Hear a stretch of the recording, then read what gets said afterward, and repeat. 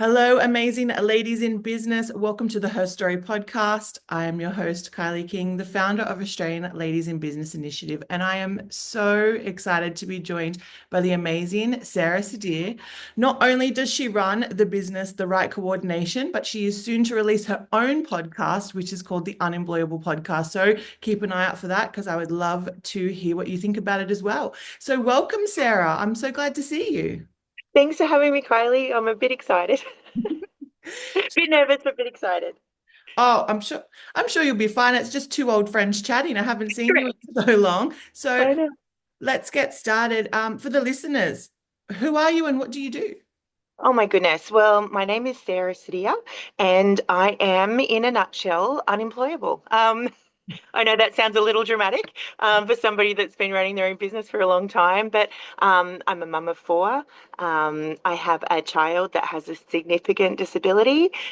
He's 21 now, and I also have a disability myself. So I have lots of skills. I've done lots of different things over my life, but keeping a job that was sustainable, keeping employment that was, financially rewarding as well as rewarding itself has been really, really difficult for me over my life.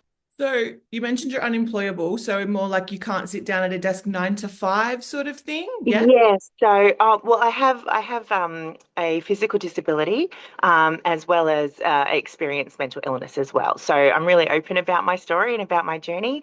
But I find it found it really, really difficult to maintain employment that meant sitting at a desk from 9 till 5, traveling to an office and sitting there 9 to 5. And let's remember, like pre-COVID years, that was working from home was not a thing. So over my many, many years of, I left school like 30 years ago now, which is a bit embarrassing to say out loud. But trying to keep a job over a long period of time was really difficult for me.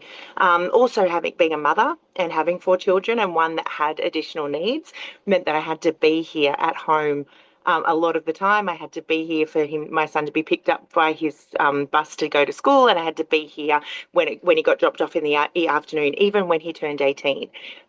So maintaining a regular full-time job just wasn't something that I was able to sustain over a long period of time. So now you run this business called The Right Coordination. So what does that do? Right. So, well, I've been in the community services industry for a really long time. I think Rowan was about nearly two when he was diagnosed. So I started being really passionate about disability services and particularly disability employment services over that time. So fast forward now, he's 21. So it's been a while since I've been working in the industry. But the right coordination provides support coordination services and psychosocial recovery coaching to people under the NDIS. So I work with my business partner, Amy Ross. She started the business. It was actually our first birthday yesterday, which is really exciting. And so we provide those services, but we also have a program called the Visible Program, which is support coordination, which specifically focuses on supporting people with a disability to create their own employment and start their own businesses as well. Oh, how exciting. That's Yeah, awesome. it is pretty exciting. So congratulations on your first birthday. That's always Thank you. exciting. So I hope you did something fun to celebrate because going into that space and, giving that option to people is fantastic. Yeah, look, we've got big plans for a celebration, but busy at the moment. So that's taking precedent. But there will be a time where we can take a moment and breathe and celebrate as well. Beautiful. So in now, just to cover this podcast as well. So the podcast is coming soon and it's called Unemployable the Podcast. Yeah. What made that seed planted? Why have we decided to do a podcast? Actually, I reached out to a few people. A lot of people that I've spoken to recently, particularly people with a disability, have spoken about the fact that employment in Australia, if you have a disability, is really difficult. Most people on a disability support pension are unemployed or underemployed, meaning that they have amazing skills and abilities but aren't able to participate to the fullest extent in employment in Australia. And compared to people that don't have a disability, there's like 15.1% of people with a disability run their own businesses. And the reason for that is because it's really difficult to get what you need out of employment in Australia. So most people are, left with no other choice but to create their own opportunities, which is what I did and what I also did for my son. I reached out to a group of women in a women in business group, like a really, really large group, and just asked for people's feedback about having a disability and running your own business in Australia. And I was inundated with emails and stories from women and other people who had created something really special of their own. I thought there are so many stories here. We need to talk about them. We need to amplify these voices. We need to get the word out there about these amazing disabled businesses that are running and doing incredible things in our country. Beautiful. Awesome. So that'll be really exciting. Do you know when you're hoping to launch it? Yeah, well, look, we've recorded a few episodes, and so we're right into the swing of it now. Unfortunately, as I tend to do, I say yes to things and then figure out how to do them on the way down. Uh, so I've learnt a lot about podcasting in the last couple of weeks. I've learned a lot about recording, and right now I'm in the throes of learning how to edit. So I've employed some people to support me with that, and so we'll keep an eye out over the next few months. There will definitely be a big launch coming soon. Beautiful. So make sure when that happens, give us the link so we can pop it below this podcast episode and we can also share it in the community because I know that there'll be a lot Absolutely. of ladies wanting to learn about it and listen to it and support you. So we've discussed why you got started with the right coordination. So what do you love about what you do? What do I love? I really, really love, this sounds terrible. I really, really like fighting with the NDIS. Sometimes my oppositional defiance is really, really helpful. At the moment, we're in a particular pattern with the NDIS where there's a lot of pushback. As a support coordinator, our job is well, we're specifically told that our job is not to advocate for people, but what we do is advocacy. And we support people to get the most out of their NDIS plans, to understand their NDIS plans and what's possible, but also to advocate and find evidence to support people's applications to get as much support as they need, as they are able to get their hands on under the scheme. It's also really important to help people find the right supports that are going to match for them, not just cookie cutter kind of supports, finding the right service for the right person. And that's going to be very, very different for everybody because everybody's experience of disability is so different. You meet one person with autism, you meet one person with autism. You need to, make sure that you're finding the right services to match for everybody. And I think that's what I love the most is that advocacy and that pushback. And it can be really, really frustrating. And sometimes it does feel a little bit like banging your head against a wall when it comes to government departments. But when you have the wins, even the smallest wins, they're just so incredible and life-changing. And that's what I love about it the most.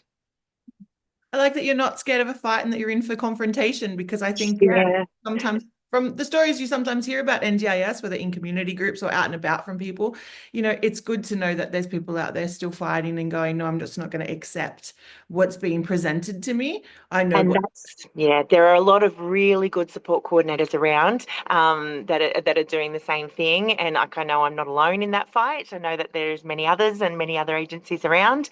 Um, But I think what I also enjoy is that we're a small independent company. So we're not affiliated with any other service. We don't provide anything except support coordination and psychosocial recovery coaching and the visible program. So we make sure that we get the right match for somebody, not just because they slot into one of our services as well. Beautiful. So you just mentioned then the visible program. So what does Mm. that entail?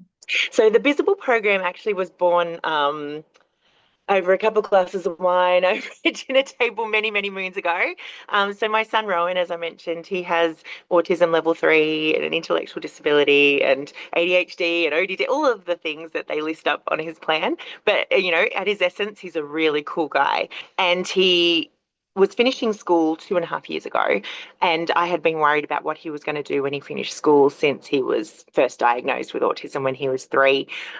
People said, oh, it's so far away, but let me tell you, it goes really fast. Before I knew it, we were at graduation and it was time to move out into the big wide world. And Rowan, different level to me, but, had a disability and he we're wondering what is he going to do next, because I wanted him to have the same rights and opportunities as his siblings.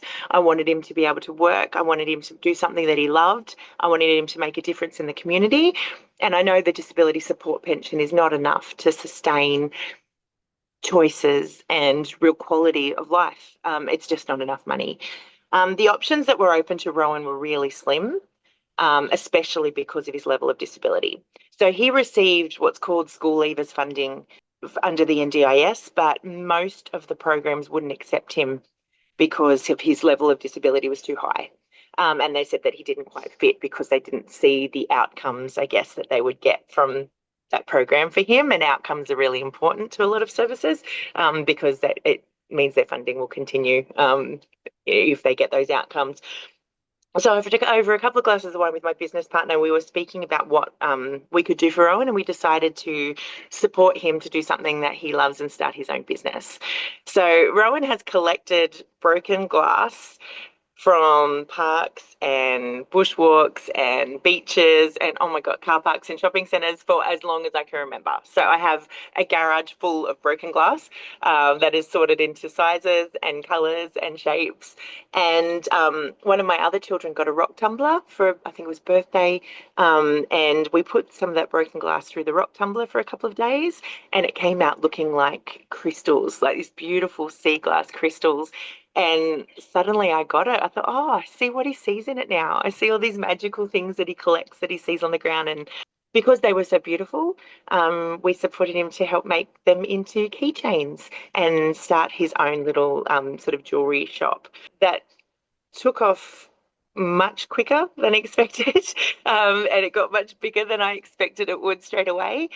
So we needed quick to design a program of support around that, so that one, it didn't all fall on me as his mum, who was trying to manage my own stuff, and my own life and my own job. But now we started a program that could be supported. So fast forward 2 years later, Rowan has been running his business now for 2 years. He has an online store. He participates in lots of market stalls in person, and it's fully supported by his staff and his team who run the store, do his social media with him, pack the orders, go and deliver them every Friday. It's been quite magic. And we thought if this can work really well here, this can work really well with lots of people. And that's how the Visible program was born. Beautiful. That sounds Yeah. amazing. That's awesome. And how do you feel now as a mum watching him succeed in something that he's absolutely passionate about? As a mum, it's pretty amazing to watch. Like seeing him, um, seeing him shine. I love my favorite thing because he can't always, he participates as much as he's able on some days, and some days that's lots, and some days that's little. But watching him swan into markets like he's Richard Branson doing like he rocks up. He's there for an hour. He's there for the photo opportunities, arms around everybody, big smile on his face, collects his money, and off he goes. It is just so amazing to see. I love that he's able to choose those extra things that he loves to do. He doesn't miss out on he loves his KFC on a Friday. He loves ordering his DVDs off Amazon. He's able to make those choices. He has private health insurance, like all of those little things that you want for your kids. And that you worry about if your child isn't able to participate in the workforce, in the same way that as others. Now I know that when he does move out of home, that he'll have a little bit of extra cash to do some of the things that he loves. And it's really, really lovely to see, really exciting to watch. And also when people talk to him, and now he can say, I'm a business owner, I run my own business, and it gives you a status and a standing in the community that you don't always have if you say I'm unemployed and I'm disabled. It just gives people a little bit more respect. Gives you that little glint in your eye, a little bit of stand up a little bit taller. It's lovely. So, with the right coordination, you said it's been going on for a year, but I know Yes, that you've been a businesswoman for a lot longer than that. So, yes, what yes. would you say so far has been your biggest challenge? My biggest challenge, well, before becoming a business owner, my biggest challenge was being able to work enough to be able to sustain a lifestyle and support for children and pay super and all of that kind of stuff. Becoming a business owner has been the only way for me to do that. So, as a business owner, being able to manage the hours that I can work, being able to work from bed if I need to work from bed because of pain or whatever, being able to attend appointments with my kids and work around that means that, for the past nearly 8 years, I've been contributing to my super for the first time. Now I'm 47. It's not, I'm running out of time, but still, it's really nice to better late than never. And supporting myself. It really has been. I'm pretty relentless and I'm pretty gritty when it comes down to doing what I have to do. Um, and hilariously, will work 100 hours a week to avoid ever having to work 40 hours for somebody else ever again. That really hits in the business owner, doesn't Yeah, it? it really does. When you love something and you're passionate about it, you really don't mind. Actually, probably the hardest thing has been stopping, pausing, knowing when to pull back, knowing when to say no, feeling like I'm letting others down if I have to say no. You get preserving my own energy to keep fighting and to keep getting up and do the thing the next day is super important and still a work in progress. Still a work in progress. But no, as you said, you swapped your 9 to 5, I guess, for your 24/7. Yeah, for a 24/7, exactly, exactly. Yeah. Beautiful. And if we flip that, what's been your biggest achievement so far? My biggest achievement has been being able to support my family in the way that I've always wanted to. It's been a hard slog and it hasn't always been easy, but now I'm in a position where we have savings and we have holidays and we go to music festivals and things like that. The things that I've always wanted for my children, and for my family, which I've never been able to achieve in regular traditional employment roles. So I'm really proud of that. But I'm also, yeah, I'm really proud of saying that I'm 100% self-employed and have been 100% self-employed for the last 8 years.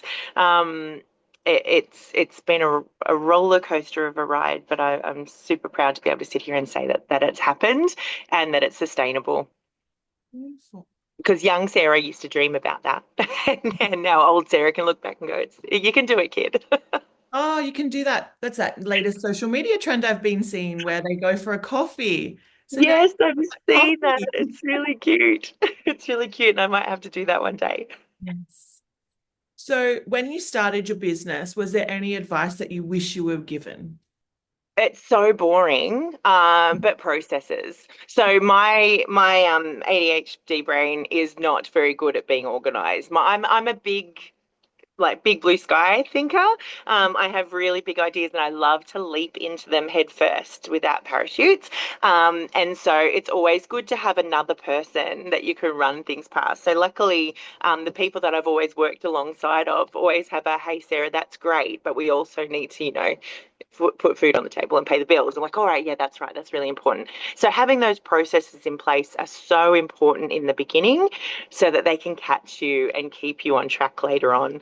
So I have really learnt the value of getting advice, learnt the value of putting processes in place first, or as you're building, to make sure that things don't, so that you've got that good scaffolding for success as things are growing, because sometimes they grow quicker than expected. And when they do, you need to have those processes in place to catch you and keep you on track. Like when you build anything, really, I guess if you have a really shoddy foundation, what you're building on it is just more of a crease to fall down. Absolutely, absolutely. And it is much harder to pull them back into line afterwards, to put in, implement processes when the ship's already, sailed. So having them and building them as you go is it's really, really important. And that's a big lesson that I've learned over the years. Beautiful. So get your processes Get started. your processes, even if they're boring, even if you don't want to, and if you do not know how to do them, go and find somebody who can, because there are people that are way better at that than me, and I need them in my life. No, I completely agree. I was gonna say they're so boring. Like they're Yeah. so boring. And I noticed that like recently, because I'm on maternity leave for a business. Yes. And that's what I've been working behind the scenes to make sure that the processes are still working to where you want. So it's Mhm. not just to set and forget. It's No. also to go back and go, is it time for this to change a bit? Does this need to be altered? Could it be more optimized than it needs to be? But as And you they will always need to happen because things are going to change. And one of the beauties of being a small business is that you can pivot really quickly if you need to, and make those changes really quickly. I worked for really large Australia-wide disability organisations, and getting one thing to change, Yeah, including working from home, which is what I was asking for a really, really long time, which they just assured me could never happen and wasn't physically possible. Um, it has to go all the way up the chain and board meetings and business meetings and email chains and all that sort of stuff before a year later it will come back down to you. But when you're a small business, you can make those changes really, really quickly to suit and pivot, and it's amazing. It's fun. But the actual building and processes, not my favorite thing, but yeah, couldn't be more important. And as you mentioned, if you don't, if you can't do it, go and get someone to do it because that's their expert. And then you can spend that time focusing on what you love to do. And I know as a lot of small businesses, they look at it and go, but I don't have the money yet, or I don't have whatever. And I think it's really important just to remember that I find that the money will always appear if that's what you're doing, whereas my time is never going to come back.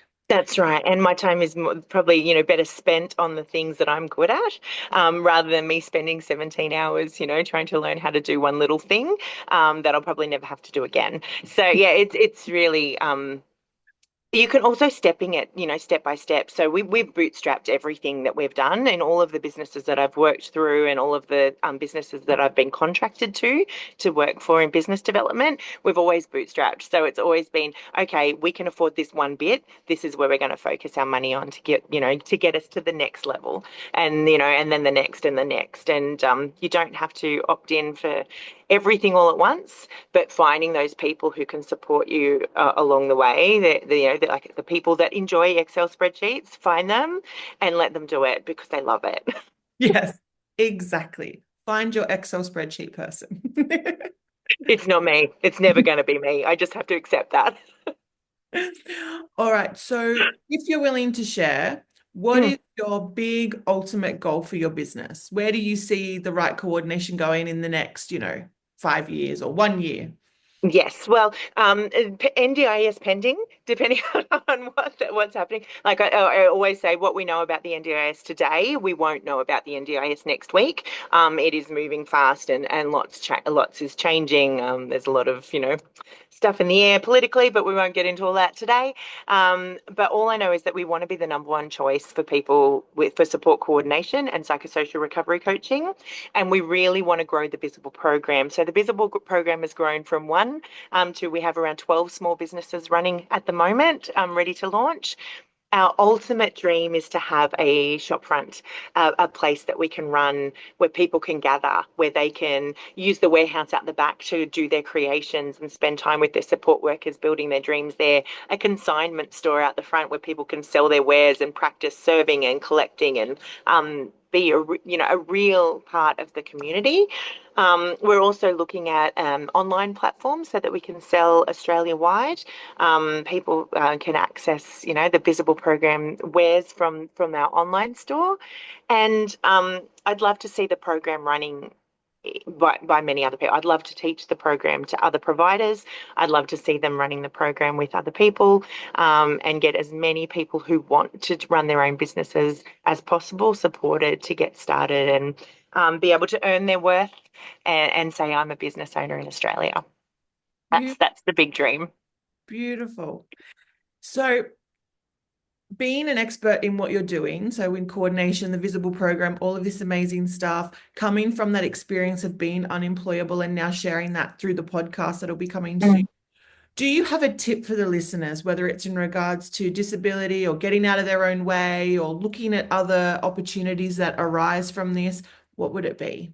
Never let anyone tell you you can't do something. I, I, I've always wanted to do something different. I've had a lot of people tell me it's not possible. Um, Sometimes that comes from a place of fear. I know that family members would have been really happy to see me get a nice, secure part-time job in a government agency that was going to, sort of pay me a nice pension at the end of the day. But that's just not who I am. And I've had this dream and I've had this goal since I was little. I used to run, busk out the front of my house with my saxophone, things like that, just trying to get extra money. Like I never let somebody tell you that it's not possible. Never let somebody tell who isn't doing what you're doing tell you what's possible or not. Listen to people that are better at it than you. Listen to people that are more successful than you, and try and get in as many rooms with those people as possible, so that you can always dream bigger and not hold yourself back out of fear and the what ifs. I guess that's the big one. Beautiful.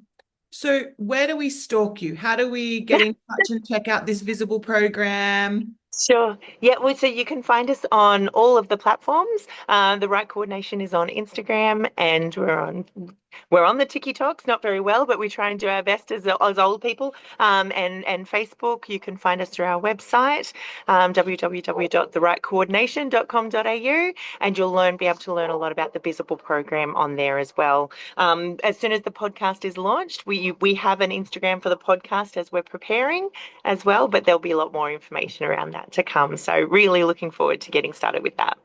Beautiful. Well, thank you so much for joining me today and for sharing your journey. And I look forward to seeing your podcast release and seeing all this amazing stuff you do with the Visible Project. All right. Thank you so much, Kylie. I really appreciate it.